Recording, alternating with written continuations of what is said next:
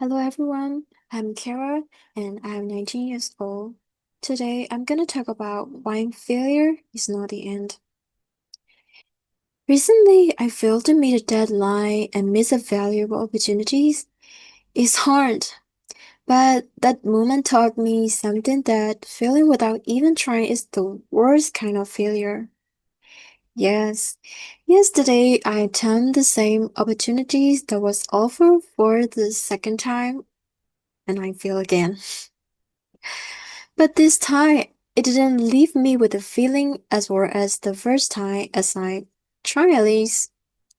That's why I choose this topic, because many of us fears of failure, including me, and I realized the fears come from how we define the failure. When we fail, we often feel ashamed, hopeless, or struck. It is reasonable because we have a great expectation or eagerness for something, but the result is ionic. But failure isn't the end result, it is a part of the process, the necessary step towards success. I've read this line in many motivational books that there's little we can learn from success, but so much we can learn from failure. The more we fail, the stronger we become and the closer to our goals. So don't overthink, just take action. Once you start, you have already complete half of the journey. Even this big competition, whether I win or not, is already worth it because I try. Now, let's ask, what should we do when we fail? There are three common paths people take. First, accept the failure and try again. Second, deny the failure and blame others. Third, still struck in pain and blame yourself.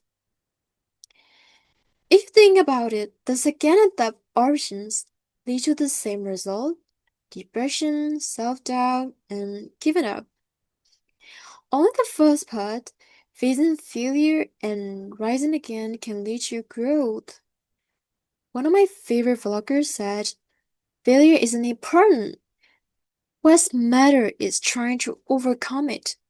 Everyone failed, even Elon Musk, Michael Jackson, Albert Einstein, or other famous figures. The key thing is they didn't stop. I've failed in many areas too. Education, relationship, personal goal, even simple things like waking up early or sticking to my plans.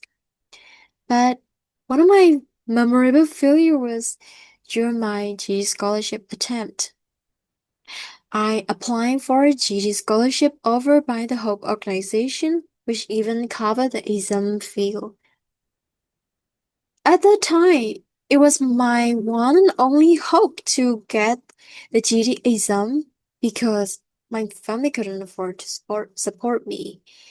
I worked so hard, wrote essays, studied, used so much effort, but I didn't get selected. It broke my heart. These scholarships feel like my last chance, and when I feel like one of my biggest expectations has vanished. I blame myself, I cry, I doubt my future, but I didn't give up. Stood back up, I searched for other ways, and now I'm proud to say I'm GD graduate. That failure wasn't the end, it was a turning point. It made me stronger, more determined, and more focused. Now, I've learned that failing isn't the problem, but quitting is. I still feel some things, but I know how to handle it now. So, here are my three steps strategy to face failure. 1. Accept it. 2. Figure out what went wrong.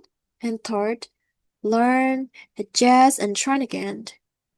You have failed in past, you may fail today, and you might fail again. Yes, exactly. you inevitably feel in the future. But will you let it break you or build you?